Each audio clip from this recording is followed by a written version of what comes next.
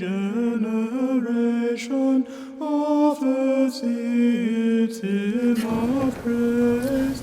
As the sun was setting, all those who had any who were sick with various kinds of diseases brought them to him, and he laid his hands on each of them and cured them. Demons also came out of many. At daybreak, he departed and went to a deserted place. And the crowds were looking for him, and when they reached him, they wanted to prevent him from leaving them. The Gospels present us with several patterns in Jesus' life and ministry. Here's one of them. In his compassion, Jesus engages in fellowship with people. By his divine power, he heals them, laying his hands on them. He preaches to them, and then he withdraws to a lonely place apart. And the people find him again because they need him, and he welcomes them and takes care of them again. Here's the pattern again, expressed very briefly in Matthew's Gospel. Jesus withdrew from there, and great multitudes followed him, and he healed them all. Encounter, engage, withdraw, repeat. Does Jesus have lessons for us? For our theme of solitude and the life of community? I sure think so. Yesterday, we reflected on lessons from the monastics with regard to our theme of the social self and the interior life. And we saw that in whatever of the church's many callings, including the monastic calling, that would seem to favor the solitary interior type of person, in fact, it takes all kinds. God makes use of monastic extroverts as well as introverts. We also saw that while some monastics did indeed flee the company of people, as one might expect from deeply introverted types of people, there were also right and wrong motivations for that flight. And we saw that one of the goals of our spiritual life, achieved through prayer and through concerted work on ourselves, is to be as peaceful, as collected in the company of others as by yourself. That's summed up by Nikitas Stefatos. If you embrace the knowledge of God, then you will know how to live as a solitary, either by yourself or with others. For you will suffer no loss of perfection through being on your own, and no loss of solitude through being with others. On the contrary, you will be the same everywhere and alone among all. Today, we take our lessons from Jesus Christ himself. And as we do so, you might think it unfamiliar territory, because when we look to Christ, we think of what he does, his healings, his other miracles, and especially his death on the cross and resurrection. And we think of what he says. We think of his commandments, his teaching for his disciples and the others whom he encounters. We think of his high priestly prayer to the Father. But we don't often reflect on how he is with other people and by himself. There's a patristic tradition in the form of several reflections. I know of at least two from Basil the Great and Gregory of Nyssa that reflect on the character of Jesus' life as a model for our own life. And this is the kind of reflection I'm inviting us to engage this morning. As we do so, let's recall that Jesus is, of course, the Son of the living God, and as such, shares perfectly in the divinity of the Father. And this same Jesus is the Son of Mary, sharing perfectly in her and our humanity. The divine Son is also a particular human being of a particular people with a specific trade. Emptying himself as a servant, he has needs. His hunger and thirst are real. His fatigue is real. His exasperation is real. His temptation is real.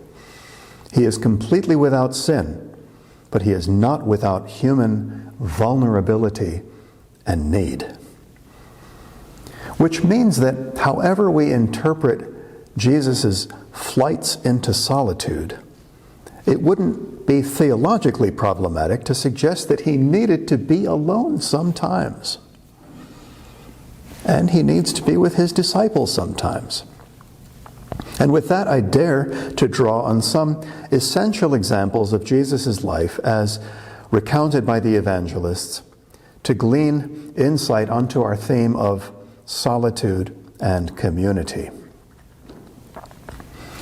In my book, Jesus for Introverts, I fall just short of saying that Jesus is himself an introvert, but I do suggest that he manifests some of the tendencies of one, given how often he goes off to be alone.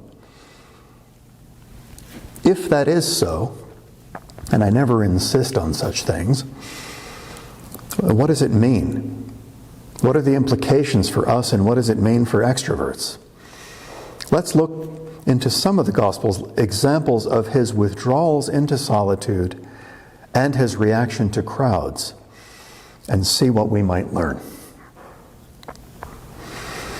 Of the many times we hear about Jesus withdrawing or retiring from a place, it's most often specifically in order to be alone. On hearing of the tragic fate of John the Baptist, he withdrew from there in a boat to a lonely place apart. Sometimes he withdraws specifically to pray. Sometimes he recognizes that he and his apostles need a break from the crowd. These motivations for seeking solitude meld together. He is fleeing crowds. Yes, sometimes for the sake also of his safety, but also in order just to be by himself or to pray. He's withdrawing. But we also know that that never really works, or at least not for long. People report about him, crowds follow him, his disciples find him. Sometimes he manages to get a moment of prayer alone, but not for long. In Mark's Gospel, we hear, in the morning, while it was still very dark, he got up and went out to a deserted place, and there he prayed. And Simon and his companions hunted for him. And when they found him, they said to him, "Everybody is searching for you." Sigh. This is the problem with being so needed by so many people. But what is beautiful and inspiring and instructive for us is his reaction. He addresses their need without the kind of exasperation that I think would be much more understandable. Can you people not leave me alone for 1 minute? No. Jesus can get exasperated with the world's brokenness and the littleness of people's faith, and certainly with the Pharisees.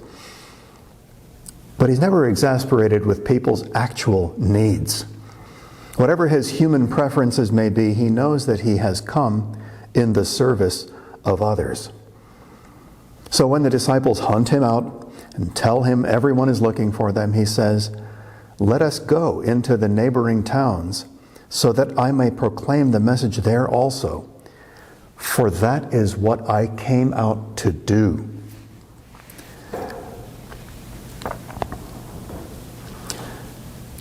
There are several instances in the Gospels that I find especially touching, where we're told that Jesus was alone in the company of his disciples.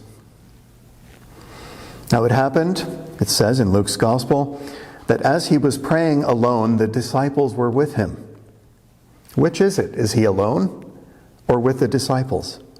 In another instance, in another Gospel, we hear immediately after his telling the parable of the seeds, "And when he was alone, those who were about him with the 12 asked him concerning the parables." Again, alone or with the 12? Alone with others, with soulmates. My own sense here is that the disciples were so close with Jesus and he with them that being with them was the effective equivalent of being alone. We all know that there are some people we can be with who don't drain us in any way. People in whose company we can do the same kind of recharging that we do in our alone time. How fortunate we are to have such people in our lives. In any case, Jesus and the disciples were certainly bound up with each other. As he warned them in the beginning, following him would mean that they'd never have a place to lay their head, and that they couldn't ever look back, even to bury their parents. It was a group that made itself vulnerable together and had need of one another, mostly the disciples having need of Jesus. Many times when he goes off alone, it isn't long before they're in trouble and he's got to come bail them out again. Matthew's Gospel. After he had dismissed the crowds, he went up on the mountain by himself to pray. When evening came, he was there alone. But the boat by this time was many furlongs distant from the land, beaten by the waves, for the wind was against them. And in the fourth watch of the night, he came to them walking on the sea. So Jesus, sensing that his people had gotten into yet another big mess, abandons his solitude, walks down a mountain, and then continues on the water many furlongs to get them out of their predicament. Jesus really loves his disciples. They're constantly getting it wrong. They're misunderstanding who he is, or focusing on their own fates instead of his. He has a special place in his heart for Peter, James, and John. He invites them with him to the mountain where he's transfigured, as well as to Gethsemane, where he has his inner trial. As it happens in both these cases, his most trusted companions are a bit of a disappointment. Peter gets over-enthusiastic at the transfiguration and misses the point. He wants to build little booths for everybody. At Gethsemane, none of them are able to stay awake through Jesus' most vulnerable moments. In a way that many of us can relate to, Jesus seems both to want to be alone and also needs their company. And so he distances himself from them about a stone's throw, but is also saddened that they couldn't stay awake with him. So you couldn't watch with me just 1 hour. Are you still sleeping? But there they all are.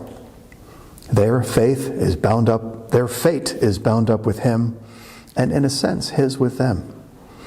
He truly loves their company, just as he does the company of other unpretentious, straight-talking people, many of them sinners and harlots. Another thing to observe about our Lord in his interactions with people is that he is acutely attuned to others. Now, you could say, as the divine Son of God, Jesus is naturally in a position to know all things, including what people around him are thinking and what they're in need of. But as the human Son of Mary, Jesus is acting not in his divine all-knowledge, but on the basis of the evidence around him. He has to ask where his friend Lazarus is laid. He is also regularly asking other people what they think and what they want. Not necessarily because he doesn't have a pretty good hunch what this poor lame or blind person needs at the moment, but because he wants to make them part of the solution. The way in which Jesus relates to other people one-on-one is beautiful and instructive for us. Jesus' encounters with others cut straight to the quick. Not only is he focused on the essential, he's deeply concerned with genuine, meaningful relationship with the actual person in front of him. Again, he, if anyone, would logically be in a position to impose himself and his will on others. He is, after all, the one through whom everything came into being and through whom all things hold together, able to bring life, peace, storm, turmoil, and to summon 12 legions of angels. But here he is, standing face to face with people whose needs and desires would seem to be obvious. A blind man, someone with a lame hand, a person paralyzed for 38 years.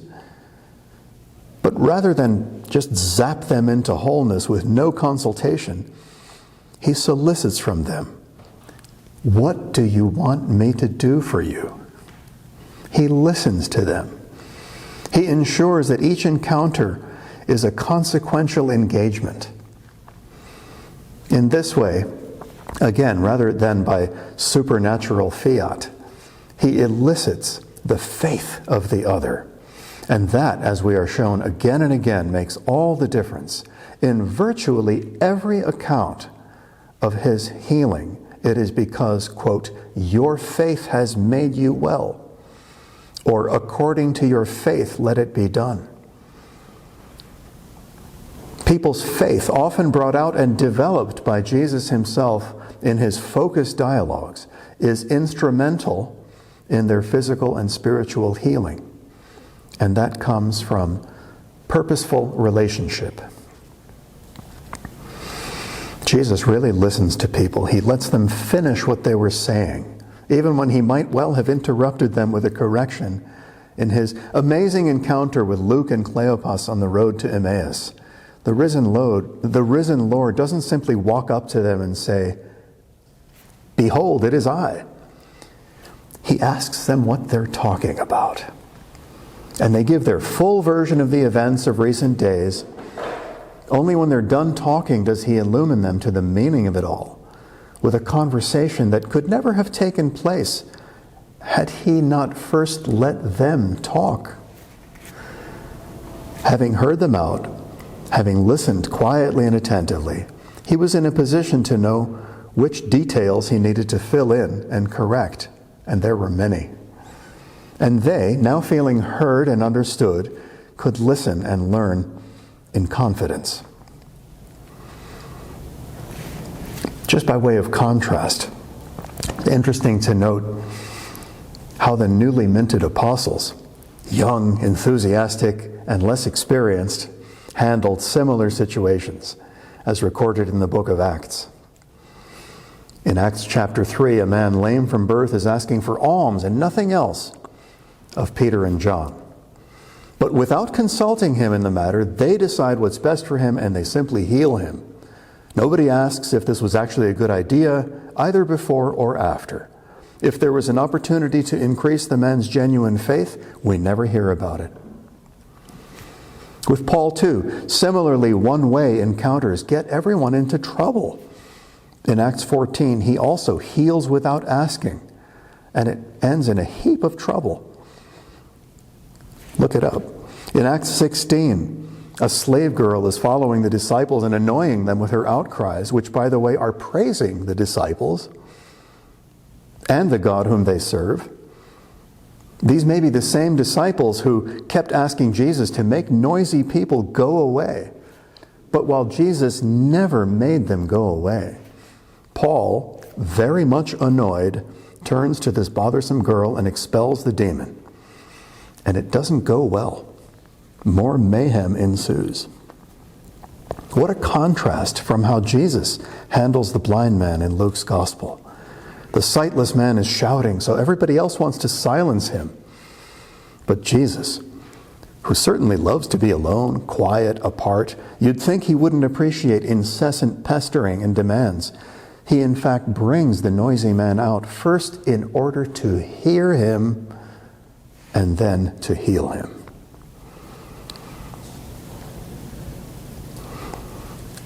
No surprise then, the life of Christ has some important lessons for us. As much as he finds it necessary to withdraw from throngs of people, as much as he seems to value time apart, he also gravitates to the engaged, intimate, and deeply consequential one-on-one encounter, as well as with noisy crowds. He transcends any supposed inclinations to needing recharge time in order to bring people to his healing presence. For that is what he came to do.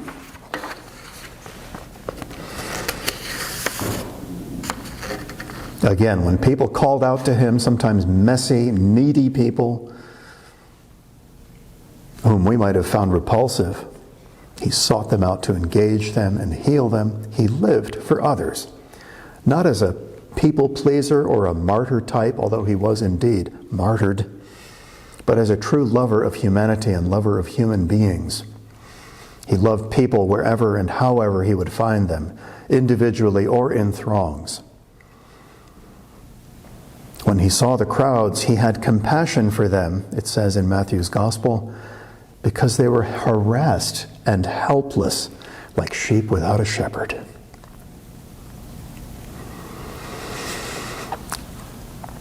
To the extent that some of us especially can identify with Jesus' needing time alone, these stories are all the more touching, humbling, and inspiring.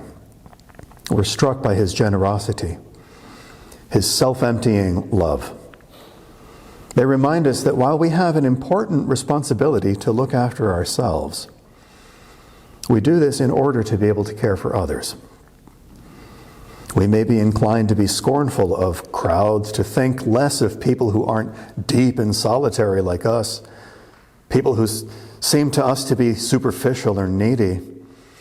But when we reflect on such things and come to our right mind, we may ask, is anyone undeserving of our love and compassion?